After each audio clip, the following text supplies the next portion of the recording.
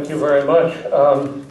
It's easy to forget how many things have passed in your life until somebody announces them. What I'd like to talk to you about is how to treat your native trees. And as the handout I prepared will tell you, as I was thinking about how to phrase this, these are just to get your attention. These are avocado trees with a mind of their own. As I was thinking about how to present this, it occurred to me that the correct way to present this information isn't in what to do, it's what not to do. Because most of what we do around native trees are more harmful than beneficial. If we prune them, we usually over-prune them. If we water them, we usually over-water them. If almost anything we do for a native tree is less beneficial than it is harmful. Now, with that in mind, of course, one has to be practical. We do have to live with the trees, and there have to be compromises. But you should always look at those as compromises. Those aren't, you're not doing your, well, I'm a consulting arborist. I work for municipalities. We do primarily large tree surveys. We're preparing to do a survey for a new expansion of the Stanford medical facilities. And well, that's the sort of thing we do. And believe me, as a consulting arborist, I see more terrible things that have been done by, quote, arborists than good things. The best pruning is pruning that's invisible.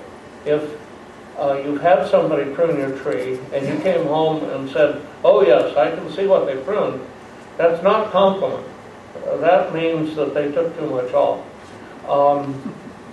The International Society of Arboriculture, that is the primary research organization for our industry, has a set of guidelines that suggest the way specific parts of a tree should be pruned and the way different kinds of trees should be pruned. Most people that do pruning for a living don't follow those guidelines. So I guess I should warn you that if you are going to have your tree pruned, be darn sure that that person is an ISA certified arborist, that that person is willing to follow the ISA Western Chapter guidelines for pruning. And if they don't know what you're talking about, you probably shouldn't have them on your property. There are,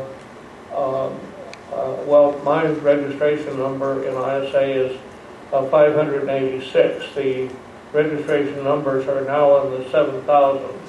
And what I see is that a lot of people that do pruning for a living really shouldn't be using cutting tools. With all that negative given to you now,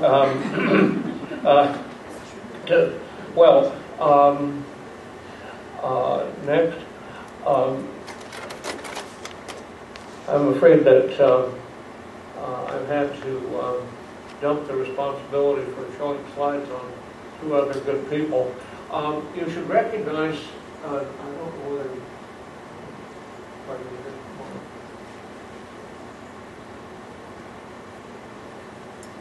this may or may not help permanently.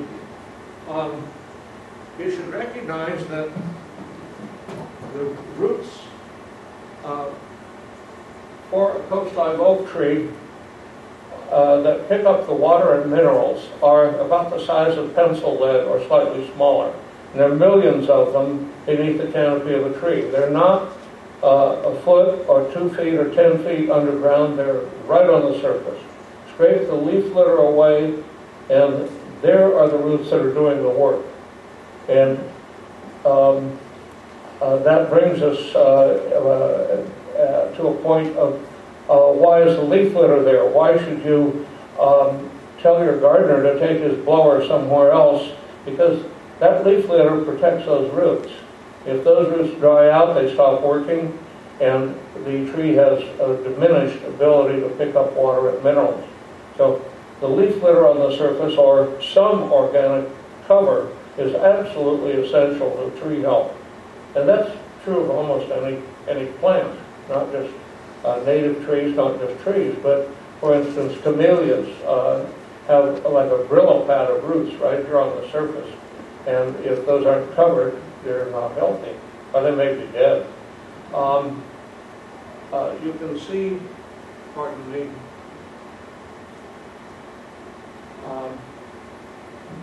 if there is erosion from beneath an oak's root system, you can see that the roots are primarily right on the surface. The majority of the roots the tree owns will be on the top foot or down to 3 feet, depending on the quality of the soil. We're all taught in grammar school there's this magic taproot that holds the tree in the ground. If you think about, if any of you are engineers and you think about a tree's root system from an engineering principle, you realize that's ridiculous. That's not possible for a stick in the ground to hold that massive tree up. If you were designing a tree as an engineer, you design a broad platform of roots. The larger the tree is, the more platform it has to have. And that's what you're seeing in that right slide, the left slide, I'm sorry, is a platform of roots that are in the top 2 feet of soil. Next. This is a taproot in an oak tree in a microsite where water had washed the soil away. And these are the buttress roots that spread out laterally and not only support the tree, but at the end of them have the tiny root tips that are picking up water. You can see here, these are 3-year-old coast live oak roots, or coast live oak seedlings. Notice the taproot down here. The taproot is a juvenile characteristic of any plant, especially a tree. And it has to get down there quickly to get to water and minerals. But as soon as it's done that, it starts to form these buttress roots just below the ground. And those buttress roots are attracted to the best balance of oxygen and water. Where is that? It's going to be near the surface. And yes, please ask questions. So is this true of all oak trees, or is this just the coast? This is true of all trees. All trees. We just finished a project at the Menlo School in Atherton about 3 or 4 years ago. We had to excavate within 6 feet of some 100-foot redwood trees. There were no roots below 3 feet in the ground. That's the way the system works. If you think about it strictly from the standpoint of a root tip, these tiny root tips are going to head for the best balance of oxygen and water. The ideal environment for a root to grow in is 25% by volume of oxygen, 25% by volume of water, and 50% solids. And if you have less oxygen than that, you're going to have diminished root growth. That's the reason you want to keep your soil fluffy, if you will.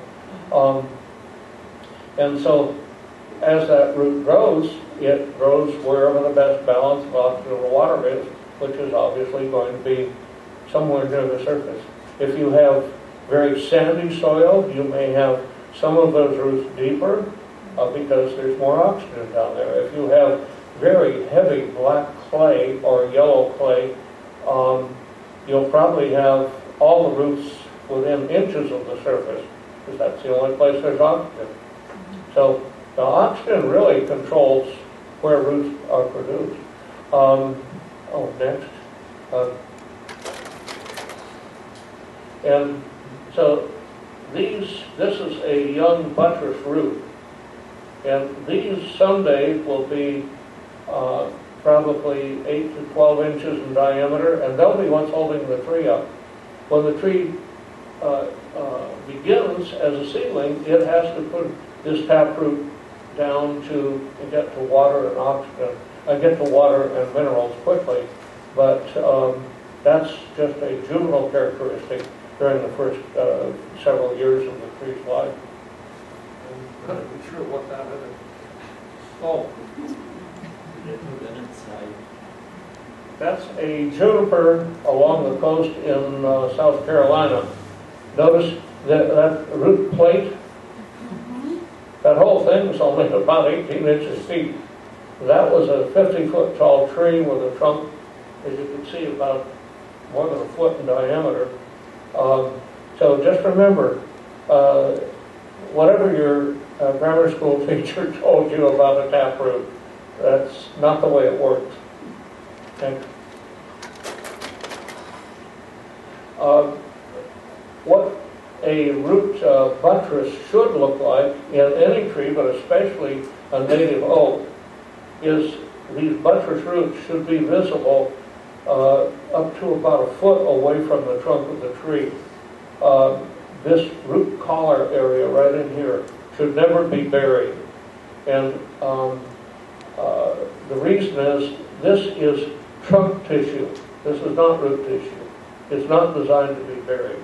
And if this is buried and wet during the summer, during high temperatures, you're probably going to have ochre fungus or water mold disease or some other root collar disease, because that tissue is not designed to be wet during high temperatures. If you think about the California environment, the characteristics are that we never have moisture around plants during warm weather. The only time plants here get moisture is when it's cool. If we start adding moisture during warm weather, we're creating a foreign environment that is not what they were evolved to support. So this area has to be kept clean and dry. What's happening to the root tips that are within inches of the surface of the soil here? Well, this is a horror story. I won't talk about it. And unfortunately, many contractors and many developers have no idea what they're doing when they do something like this. And I will say, this tractor with its rubber tires is much less destructive than a steel tired or a steel wheel vehicle or a truck. A truck with narrow wheels applies far more pressure at the point where the wheel's in contact with the soil than a vehicle like this. But this is not good, obviously. And what he was doing with that scraper blade, I don't want to think about. Yes, ma'am? So again, how far away from the canopy of that tree should that bobcat have been placed? A great question. How far away from the tree from the canopy? Or the trunk or the canopy? Or, many people assume that the roots are all inside the drip line. In other words, the drip line is the margin of the canopy. A research project in, I think it was Tennessee, it doesn't much matter, used a blower, a high pressure, let's call it an air gun, and to blow the soil away, and they traced roots, and they just kept following roots from, now admittedly this was a maple tree not in California, but they kept tracing roots, and they found roots from a 12-inch maple tree 176 feet away from the tree trunk. In other words, roots must be a long ways away from the tree